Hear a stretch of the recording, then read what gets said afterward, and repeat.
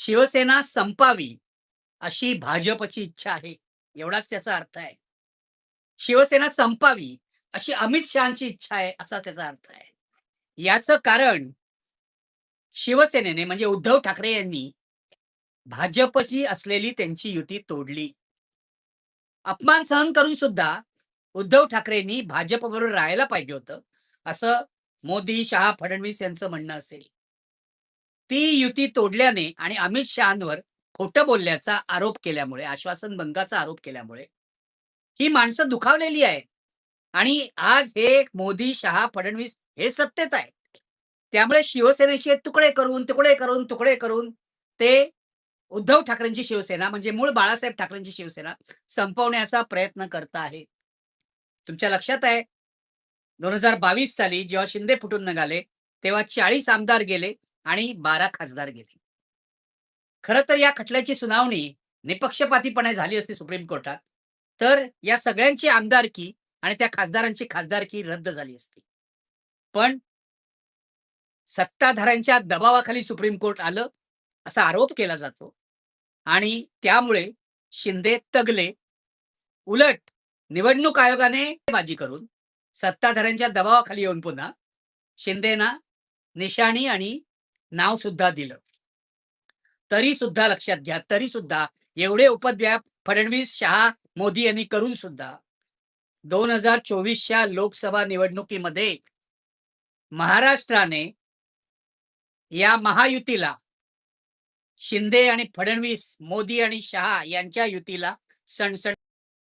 तुमच्या लक्षात असेल 22 पासून ज्या घटना घडत होत्या 24 पर्यंत म्हणजे लोकसभा निवडणुकीपर्यंत उद्धव ठाकरेंवर अन्याय झाला आहे ही भावना महाराष्ट्रात होती. उद्धव ठाकरेंच्या बद्दल सहानुभूतीची लाट होती. त्याचा फायदा महाविकास आघाडीला झाला. उद्धव ठाकरे हा महाविकास आघाडीचा चेहरा होता. उद्धव ठाकरेंचे 9 खासदार आले, राष्ट्रवादीचे 10 आणि उरलेले काँग्रेसचे खासदार आले. असे 31 खासदार महाविकास आघाडीचे निवडून आले. मोठा फटका महायुतीला बसला. म्हणजे भाजपने शिंदेच्या मदतीने शिवसेना फोडली हे आपल्याला मान्य नाही, हे मतदारांनी सांगितलं. आताही 2024च्या लोकसभा निवडणुकीमध्ये भाजपच्या विरोधात, मोदींच्या चेहऱ्यावर नाही, उद्धव ठाकरे वर्धापन दिनाच्या मेळाव्यात म्हणाले ते बरोबर आहे. भाजपच्या विरोधात हे जे खासदार निवडून आलेले होते 9, त्यापैकी 6 खासदार फुटून निघतायत, ते शिंदेकडे जात आहेत. आता मी पुन्हा पुन्हा हे सांगत बसत नाही ते का जात आहेत, ते कारण काही देत आहेत. कधी उद्धव ठाकरेंचा चेहरा आम्हाला आवडत नाही, कधी उद्धव ठाकरे आम्हाला भेटत नाही, कधी संजय राऊत यांनी शिव्या दिल्या वगैरे वगैरे. मूळ कारण हे आहे की यांना पैसा मिळालेला आहे. यांना शिंदेंनी गब्बर केलेला आहे आणि यांना मतदारसंघात 100 कोटीच्या वर कामं होतील असं आश्वासन दिलेलं आहे, म्हणून हे चाललेलं आहे. मुद्दा हा आहे त्यावेळेला 40 आमदार आणि 12 खासदार गेले, आज 6 खासदार गेले. हा उद्धव ठाकरेंना दोनदा फटका आहे हे खरं आहे. पुन्हा एकदा शिवसेना तोडण्याचा प्रयत्न केला. यापुढे आमदार फोडण्याचा प्रयत्न होईल, नगरसेवक फोडण्याचा प्रयत्न होईल. तरी सुद्धा मी तुम्हाला काय सांगतो ते ऐकून घ्या, की उद्धव ठाकरेंची इच्छा असेल आणि उद्धव ठाकरेंनी इच्छाशक्ती दाखवली आणि त्यांच्या सहकाऱ्यांनी इन्क्लुडिंग आदित्य ठाकरे नीट काम केलं, तर ठाकरे यांची शिवसेना संपणार नाही. हे माझ्याकडून लिहून घ्या तुम्ही. माझेही काही आक्षेप आहेत उद्धव ठाकरेंच्या कार्यपद्धतीविषयी, वेळोवेळी मी बोललेलो आहे. पण अगदी परवाचं उदाहरण घेऊन आपण बोलूया. परवा नेहमीप्रमाणे गेल्या 3 वर्षांप्रमाणे शिवसेनेच्या 60व्या वर्धापन दिनाचे 2 मेळावे झाले. आज बाळासाहेब ठाकरे असते तर त्यांना प्रचंड वेदना झाल्या असत्या शिवसेना अशी तुटताना पाहून. त्यांनी शिंदेना तर फटके दिलेच असते, पण उद्धव ठाकरेंनाही 4 गोष्टी सुनावल्या असत्या, याविषयी माझ्या मनात काही शंका नाही. पण हे परवाचे 2 मेळावे काय दाखवतात? मी तुम्हाला स्पष्टपणे सांगतो. शिंदेच्या मेळाव्याकडे पैसा होता, सत्तेच्या लोभामुळे आलेली माणसं होती, कडक इस्त्रीचे कपडे घालून आलेले तथाकथित लोकप्रतिनिधी होते, ज्यांना आपलं पद टिकवायचं आहे, ज्यांना पैसा मिळवायचा आहे, ज्यांना आयुष्यात राजकीय महत्वाकांक्षा आहे. षण्मुखानंद हॉलमध्ये उद्धव ठाकरेंच्या मेळाव्यामध्ये खरा शिवसैनिक होता. यामध्ये कदाचित असं असेल तरुण शिवसैनिक कमी होते आणि ज्येष्ठ शिवसैनिक गेली 50-60 वर्ष शिवसेनेवर राहिलेली मंडळी जास्त होती, असंही असू शकतं. पण हे खऱ्या अर्थाने साधेसुधे शिवसैनिक होते आणि एक गोष्ट स्पष्टपणे सांगितली पाहिजे, जी कुणीही बोललेलं नाही किंवा वर्तमानपत्रात लिहिलेलं नाही, की उद्धव ठाकरेंच्या मेळाव्यातच खरा जोश होता, हे लक्षात घ्या. उद्धव ठाकरेंची शिवसेना हा जखमी वाघ आहे. पण जखमी वाघाच्या मेळाव्यातच खरा जोश होता त्या दिवशी. तुम्ही दोघांची तुलना करून बघा. तिथे शिंदे बोलत होते. एक तर शिंदेचं वक्तृत्व अतिशय वाईट. नवीन काही मुद्दा नव्हता. उद्धव ठाकरेंवर टीका करणं, हाच त्यांचा प्रमुख अजेंडा होता आणि श्रीकांत शिंदे आपल्या मुलाचं प्रमोशन करणं. त्यामुळे आधी आपल्या इतर सहकाऱ्यांना सांगून, रामदास कदम वगैरे, श्रीकांत शिंदेना मंत्री करा, मंत्री करा, अशा मागण्या करायला लावल्या. आणि नंतर मी काय माझ्या मुलांना मंत्री करत नाही. मी तुम्हाला सांगतो, लवकरच श्रीकांत शिंदे सुद्धा केंद्रामध्ये मंत्री होतील. त्यावेळेला शिंदे उद्धव ठाकरेंना काय म्हणणार आहेत? त्यांचा आरोप आहे ना, उद्धव ठाकरेंनी घराणेशाही वाढवली. बाळासाहेब ठाकरेंनी घराणेशाही वाढवली असं म्हणण्याची हिंमत त्यांच्यात नाही. पण उद्धव ठाकरेंवर ते आरोप करतात. एक गोष्ट ते विसरतात. त्यांनी बाळासाहेबांचं नाव घेतलं. आनंद दिघेंचं नाव घेतलं.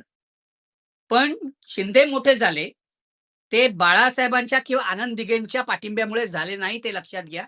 ते केवळ आणि केवळ उद्धव ठाकरेंच्या पाठिंब्यामुळे झाले. उद्धव ठाकरेंनी शिंदेंवर विश्वास टाकला, अंधविश्वास टाकला आणि शिंदेनी दगा दिला. एकनाथ शिंदे हा उद्धव ठाकरेंनी मोठा केलेला शिवसैनिक आहे, ज्यांच्या मनामध्ये मुख्यमंत्री पदाची महत्वाकांक्षा निर्माण झाली आणि भाजपच्या मदतीने त्यांनी ती पूर्ण केली. माझा मुद्दा असा आहे, की शिंदेच्या मेळाव्यात पैसा असेल, सगळी यंत्रणा असेल, वर ड्रोन उडत असतील शूटिंग करताना वगैरे सगळं बरोबर आहे. पण शिंदेच्या मेळाव्यात जोश नव्हता, जो उद्धव ठाकरेंच्या मेळाव्यात होता. आणि ही एकच गोष्ट माझ्या दृष्टीने पुरेशी आहे हे सांगायला, की उद्धव ठाकरेंची शिवसेना सहजासहजी संपणार नाही. कारण त्या शिवसेनेबरोबर बाळासाहेबांच्या विषयी असलेला आदर शिवसैनिकांच्या मनात जोडलेला आहे, भावना जोडलेली आहे, वगैरे, वगैरे, वगैरे. दुःखी होते शिवसैनिक, कोणी आनंदी नव्हतं. 6 खासदार फुटून चालले त्याबद्दल. पण तरी सुद्धा जोश त्यांनी दाखवला. एक उत्स्फूर्तता होती. घोषणांमध्ये एक आवेश होता, हे लक्षात घ्या. आणि आपण हरलेले नाही, हे ते दाखवत होते.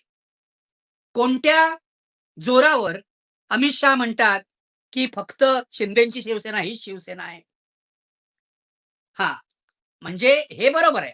मी आता जे सांगितलं, की अमित शहा म्हणतात त्याप्रमाणे उद्धव ठाकरेंची शिवसेना संपेल किंवा संपणार, संपायची शक्यता अजिबात नाही. हे त्या शिवसैनिकांच्या उत्साहावरून स्पष्ट दिसलं. अगदी स्पष्ट दिसलं. पण मला स्पष्टपणे बोलायला पाहिजे, माफ करा मला. उद्धव ठाकरेंच्या भाषणाकडून शिवसैनिकांची जी अपेक्षा होती, ती काय पूर्ण झाली नाही. या मेळाव्यातलं उद्धव ठाकरेंचं भाषण काहीतरी कार्यक्रम देईल, फुटिरांबद्दल दणक्यात बोलेल, असं वाटत होतं शिवसैनिकांना, तशी अपेक्षा होती. मेळावा संपल्यावर अनेकांनी हे खाजगीमध्ये आणि जाहीरपणे बोलून दाखवलं, की आमची अपेक्षा काही पूर्ण झाली नाही आज. आम्ही मनाने उद्धव ठाकरेंबरोबर आहोत, आम्ही उद्धव साहेबांबरोबर आहोत.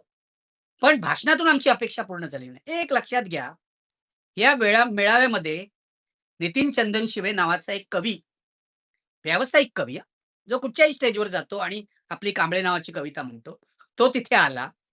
त्यांनी शिवसेनेच्या सोयीच्या काही गोष्टी मांडल्या. शिवसेनेला खुश करणाऱ्या काही ओळी कवितेच्या म्हटल्या, आपल्या मूळ कवितेत बदल करून, आणि टाळ्या घेतल्या. त्यांनी पूर्ण करमणूक केलं. त्याला जे काही पैसे देण्यात आले होते त्या मेळाव्यात कविता म्हणण्याचे, ते त्यांनी वसूल करून घेतले. अगदी वसूल करून दिले. पण ह्या व्यावसायिक कवीची कविता किंवा त्याचं बोलणं हे उद्धव ठाकरेंपेक्षा अधिक प्रभावी होतं, असं शिवसैनिकांनी म्हणणं हा उद्धव ठाकरेंचा पराभव होता. लक्षात घ्या, उद्धव ठाकरे भावुक असणं मी समजू शकतो. 6 खासदार गेल्यावर काय होणार? पण त्यांनी या खासदारांना सणसणीत दणका द्यायला हवा होता आणि शिवसैनिकांना कार्यक्रम द्यायला हवा होता. उद्धव ठाकरेंनी काही स्पष्टीकरण देण्याचा प्रयत्न केला आपल्या भाषणात. ते असं म्हणाले, जर मी यांच्याकडे गेलो नाही किंवा यांना भेटत नाही, तर लोकसभेच्या वेळेला तुमच्या मतदारसंघात 6-6, 7-7 सभा मी घेतल्या, त्याचं काय? हा प्रश्न अगदी बरोबर आहे. लोकसभा निवडणुकीत उद्धव ठाकरे हे त्वेषाने फिरले होते. त्यामुळेच महाविकास आघाडीचे एवढे खासदार निवडून आले. उद्धव ठाकरे हाच महाविकास आघाडीचा चेहरा होता. पण मित्रहो, हे अगदी बरोबर आहे. उद्धव ठाकरे शिंदे फुटल्यानंतर त्यांच्या वागणुकीत काहीशी सुधारणा झाली आहे. पण अजूनही शिवसैनिकांना उद्धव ठाकरेंना सहजपणे भेटता येतं असं वाटत नाही. पत्रकारही भेटू शकत नाहीत त्यांना सहजपणे. काही ठराविक पत्रकार भेटत असतील किंवा त्यांचे फोन ते उचलत असतील. पण जनरली उद्धव ठाकरे हे सहजपणे उपलब्ध नसतात असा संदेश पूर्वी शिंदेच्या काळापासून आहे. तोच आता पुढे चाललेला आहे. थोडीशी सुधारणा त्यांच्यात झालेली आहे, बरोबर आहे. आदित्य ठाकरेंची भेट सहजी होऊ शकत नाही. आदित्य ठाकरे ही फोनवर येत नाही अशी तक्रार आहे आणि माझी नाही तक्रार. माझ्या मेसेजला उद्धव ठाकरे उत्तर देतात. पण ही सर्वसामान्य शिवसैनिकाची तक्रार आहे हे लक्षात घ्या. मला असं वाटतं, की शिवसेना जर टिकायची असेल, शिवसेना जर संपायची नसेल, तर उद्धव ठाकरेंनी आपल्या कार्यपद्धतीमध्ये संपूर्ण सुधारणा केली पाहिजे. त्यांना प्रकृतीमुळे महाराष्ट्राचे दौरे करणं शक्य नसेल, तर जबाबदारी इतरांना दिली पाहिजे. आदित्य ठाकरेंवर अधिक जबाबदारी टाकली पाहिजे. आदित्य ठाकरेंनी शाखा-शाखांशी संपर्क ठेवावा, असं त्यांनी सांगितलं पाहिजे. महापालिका निवडणुकीच्या वेळेला उद्धव आणि राज ठाकरे शाखा-शाखांमधून गेले होते. हे एरवी सुद्धा तुम्हाला का करता येत नाही? एक वाक्य उद्धव ठाकरेंनी म्हटलं, की फक्त निवडणुकीतल्या यशाच्या जोरावर तुम्ही संघटनेची ताकद मोजणार का? हे अगदी बरोबर आहे. पण ती जर मोजायची नसेल केवळ निवडणुकीच्या यशाच्या जोरावर, तर तुम्हाला लोकांमध्ये कार्यक्रम घेऊन जावं लागतं. एक गोष्ट तुम्हाला सांगतो. काल प्रकाश अक्कोलकर ज्येष्ठ पत्रकार ज्यांनी शिवसेनेचा इतिहास लिहिलेला आहे. त्यांनी बीबीसीला एक मुलाखत दिलेली आहे. या मुलाखतीमध्ये त्यांनी अत्यंत महत्वाचा मुद्दा मांडलेला आहे, की लोकसभा निवडणुकीनंतर कोणता कार्यक्रम शिवसैनिकांना किंवा नागरिकांना उद्धव ठाकरेंनी दिला? किंबहुना राज ठाकरे आणि उद्धव ठाकरे या दोघांनीही कोणता कार्यक्रम दिला असा प्रश्न त्यांनी विचारलेला आहे. सध्या मुंबईमध्ये 3 दिवस गेले, बेस्टचा संप चालू आहे आणि त्यामुळे नागरिकांचे हाल होत आहेत अशा बातम्या येत आहेत. पण या संपाबाबत सुद्धा उद्धव ठाकरे किंवा त्यांच्या शिवसेनेने आपली भूमिका जाहीर केलेली नाही. उद्धव ठाकरेंचा दोष हा आहे, की ते कार्यक्रम घेऊन लोकांमध्ये जात नाहीत.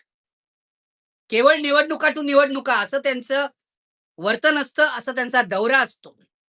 शिंदे या तुलनेमध्ये कार्यकर्त्यांमध्ये जातात, कार्यकर्त्यांशी बोलतात, कार्यकर्त्यांना योग्य तो मलिदा सुद्धा पुरवतात हे लक्षात घ्या. पण शिंदेचे जे गुण आहेत किंवा प्लस पॉइंट्स आहेत ते आपल्याला मान्य करायला पाहिजे. शिंदेचा लोकसंपर्क दांडगा आहे हे लक्षात घ्या. लोकसभा निवडणुकीनंतर विधानसभा निवडणुका आल्या. महाविकास आघाडीचे लोक भांडत बसले. अति आत्मविश्वास झाला त्यांचा. विधानसभा निवडणुका हातातून गेल्या. त्यानंतर महापालिका निवडणुका आल्या. मुंबई महापालिकेमध्ये ठाकरे बंधूंना 65च्या वर जागा दिल्या मुंबईकरांनी, मराठी माणसांनी. मुंबईकरांनी दिल्या नाही, मराठी माणसांनी दिल्या. कारण ठाकरे बंधूंविषयी प्रेम आहे मराठी माणसाला म्हणून. कोणता कार्यक्रम दिला मग मराठी माणसाला ठाकरे बंधूंनी निवडणुका झाल्यावर आजपर्यंत? महाराष्ट्रातल्या कोणत्या जिव्हाळ्याच्या मुद्द्यावर ठाकरेंनी आंदोलनं केली? उद्धव ठाकरेंनी, आदित्य ठाकरेंनी? अगदी बरोबर हा प्रश्न आहे. हा प्रश्न उद्धव ठाकरेंना विचारायला हवा. याचं कारण संघटना चालवायची असेल तर केवळ निवडणुका लढून चालत नाही. त्या तर लढवाव्याच लागतात. पण लोकांचे प्रश्न घेऊन रस्त्यावर उतरावं लागतं. ते उद्धव ठाकरे 2022 पासून आजपर्यंत उतरलेले नाहीत हे सत्य आहे. एकदा राज्यपालांविरुद्ध महाविकास आघाडीने मोठा मोर्चा काढला. ते सुद्धा खूप पाठपुरावा केल्यावर मोठा मोर्चा काढला. आधी शरद पवार झोपून होते. उद्धव ठाकरे काही बोलत नव्हते. राज्यपाल इथे महात्मा फुलेंपासून शिवाजी महाराजांपर्यंत सगळ्या महापुरुषांची नालस्ती करत होते. पण अखेर मोर्चा काढला. त्याशिवाय महाविकास आघाडीने जनतेचे प्रश्न घेऊन काय आंदोलनं केली आहेत आणि या आंदोलनात उद्धव ठाकरेंनी किंवा महाविकास आघाडीच्या नेत्यांनी किती लाठ्या खाल्ल्या आहेत? आंदोलन म्हणजे एक फार्स झालेला आहे केवळ. का विरोधी पक्षावर लोक विश्वास ठेवत नाही? पूर्वीचे विरोधी पक्ष नेते हे खरं-खुरं आंदोलन करायचे, तुरुंगात जायचे. आज उद्धव ठाकरेंपुढे हे आव्हान उभं आहे. नुसतं शिवसेना टिकवायचं आव्हान नाहीये. जर तुम्ही लोकांसाठी काम करणार नसाल, पूर्वी शिवसेनेच्या शाखा एवढ्या होत्या मुंबईमध्ये, प्रत्येक वॉर्डामध्ये शाखा होती. लोकांसाठी काम करायचे, काही वाईट कामं सुद्धा ते करायचे. त्याबद्दल मी आज बोलत नाही. पण लोकांसाठी काम करायचे, गरजेच्या वेळेला धावून यायचे शिवसैनिक. म्हणून शिवसेनेची लोकप्रियता वाढली. म्हणून बाळासाहेब ठाकरे हे मराठी माणसाचे लोकप्रिय नेते झाले, हे लक्षात घ्या. शिवसेनेच्या शाखांमुळे. आज शिवसेनेच्या शाखा काय करतात? काय काम करतात? प्रत्येक शिवसेना नेत्याच्या मनामध्ये आपण नगरसेवक होणार का? आमदार होणार का? खासदार होणार का? याचाच विचार चालू असतो. मुंबईची इतकी वाट लागायला लागली आहे, खरं तर त्याची जबाबदारी शिवसेनेवर सुद्धा आहे आणि उद्धव ठाकरेंच्या शिवसेनेवर आहे. कारण गेली 30 वर्ष मुंबईमध्ये उद्धव ठाकरेंचं राज्य होतं. आता ते गेलेलं आहे. पण मुंबईच्या कोणत्या समस्येवर आज उद्धव ठाकरेंची शिवसेना आंदोलन करताना तुम्हाला दिसते? झोपडपट्ट्या उठवल्या मुंबईमध्ये पोलिसांचं बळ वापरून. त्याविरुद्धही कधी शिवसेनेने आंदोलन केलं नाही. पाण्याची टंचाई मुंबईमध्ये एवढी प्रखर झालेली आहे आता.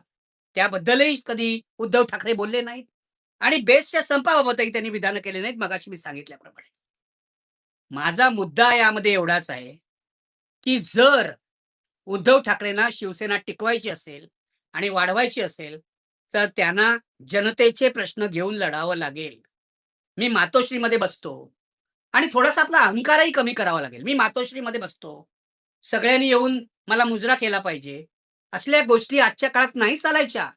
सरंजामशाही नाही आहे ही, लोकशाही आहे. मुद्दा असा आहे, की आपल्या बहुसंख्य पक्षाचे नेते हे सरंजामशाही वातावरणात वागतात.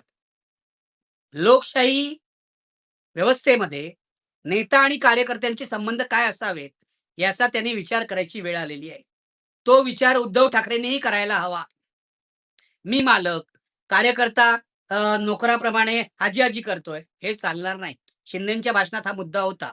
पण लक्षात घ्या, शिंदे फक्त बोलतात. याचं कारण शिंदेकडेही हीच परिस्थिती आहे. कार्यकर्ता हाजी-हाजीच करतो, शिंदेची चमचेगिरी करतो, हे लक्षात घ्या. तर शिवसेनेमधली जी चुकीची संस्कृती आहे, ती शिंदेच्या सेनेत सुद्धा आहे. तेव्हा शिंदेना हे बोलण्याचा काही हक्क नाही. पण काळाप्रमाणे आपण बोलणार आहोत का? काळाप्रमाणे आपण बदलणार आहोत का? हा महत्वाचा प्रश्न आहे. आदित्य ठाकरे तरुण आहेत. आदित्य ठाकरेंनी वेगळ्या पद्धतीने शिवसेना बांधण्याचा प्रयत्न केला पाहिजे. जुन्या पद्धतीने शिवसेना टिकणार नाही, वाढणार नाही, हे माझ्याकडून लिहून घ्या. जो राहुल गांधींचा प्रॉब्लेम आहे, तोच आदित्य ठाकरेंचा प्रॉब्लेम आहे.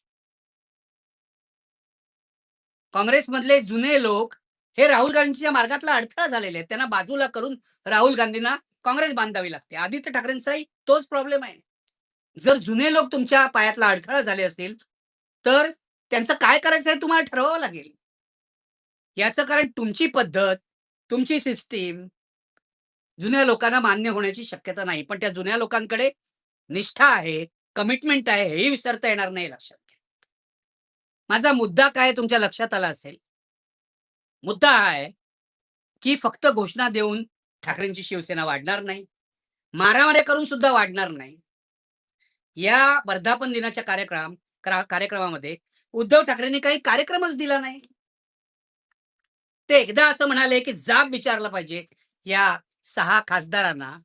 पण कसा विचारणार? संजय राऊत तर इतका आगाऊपणा करतात, की ऑपरेशन तुडवा असं त्यांनी जाहीर केलं होतं. अरे, असं तुम्ही जाहीर केलत ना, तर तसं करून दाखवा. ऑपरेशन तुडवा आहे ना, तुमची शिवसेनेची संस्कृती आहे. आहे का हिंमत करायची? या 6 खासदारांना वाय दर्जाची सिक्युरिटी दिलेली आहे. जे शिवसैनिक यांना मारायला जातील, तुडवायला जातील, त्यांना पोलीस रोखू शकतात, त्यांना लाठ्या मारू शकतात, त्यांच्यावर गोळ्या चालवू शकतात. हे लक्षात घ्या. संजय राऊत यांची रोज सकाळची बडबड, त्यातली उपयोगी किती आणि निरुपयोगी किती याचाही विचार करावा लागेल. पण माझं म्हणणं आहे, फक्त मारामाऱ्यांनी प्रश्न सुटतो, हे बाळासाहेब ठाकरेंच्या काळातला विचार आता नाही चालणार या काळामध्ये. मारामाऱ्यांनी कोणताही प्रश्न सुटत नाही. शिवसेनेने ज्या हुशाऱ्या दाखवल्या ना, किंवा वर्तमानपत्रांवर हल्ले केले, आमच्या महानगरवर हल्ला केला, IBN लोकमतवर हल्ला केला. हे त्यांना शक्य झालं कारण आम्ही शांतता आणि अहिंसेचा पुरस्कार करणारे लोक होतो. शिंदेकडे जाणारे लोक काही शांतता आणि अहिंसेचा पुरस्कार करणारे नाहीत. ते तुमच्याच संस्कृतीतून आलेले आहेत. त्या तुम्ही जर तुडवा म्हणणार, तर ते तुमचे पाय तोडू असं म्हणतील. जशास तसं उत्तर देतील हे लक्षात घ्या. पण मुद्दा असा आहे, जर नेता कल्पक असेल, तर तो लोकशाहीमध्ये सुद्धा नव्या क्लुप्त्या शोधून काढतो.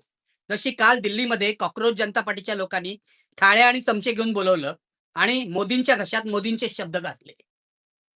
जसा करोना घालवला होता, तसा आम्ही शिक्षण मंत्री घालवणार. गो, गो, गो करोना गो असं जे होतं ना, गो धर्मेंद्र प्रधान गो असं तिकडे चाललं होतं. अशी कल्पकता दाखवू शकतात. तुम्ही लोकशाही मार्गाने हिंसा न करता या खासदारांना घेराव घालू शकता. त्यांच्या घरासमोर निदर्शनं करू शकता. त्यांच्या घरासमोर धरणी देऊ शकता. हा कार्यक्रम का दिला नाही उद्धव ठाकरेंनी? या 6 खासदारांनी जर मतदारांशी गद्दारी केली आहे, असं जर वाटत असेल उद्धव ठाकरेंना, तर त्यांनी आक्रमक आणि अहिंसक असा कार्यक्रम द्यायला हवा होता. का आपला आक्रमक कार्यक्रम यशस्वी होणार नाही, असं उद्धव ठाकरेंना वाटतंय? आणि असा कार्यक्रम द्यावा, अशी तिथे जमलेल्या षण्मुखानंद हॉलमध्ये जमलेल्या शिवसैनिकांची इच्छा होती. पण असा काहीच कार्यक्रम उद्धव ठाकरेंनी दिला नाही. त्यामुळे त्यांच्या भाषणाचा फारसा प्रभाव पडला नाही. ही वस्तुस्थिती आहे, लक्षात घ्या. शिवसेना टिकवायची असेल, तर अशी कार्यक्रमाच्या आधारेच टिकवता येईल. आता शेवटचा मुद्दा हा आहे, की दिवसभर कालपासून काल आणि आज ओमराजे काय करणार? ओमराजे निंबाळकर काय करणार? खटल्याचा निकाल तर त्यांच्या विरोधात गेला. त्यांना असं वाटत होतं, की आपण शिंदेकडे गेल्यामुळे खटल्याचा निकाल आपल्या बाजूला लागेल, असं राऊतनी जाहीर केलं होतं. तसं काही झालेलं नाही. कोर्टाने आपलं काम केलेलं दिसतंय.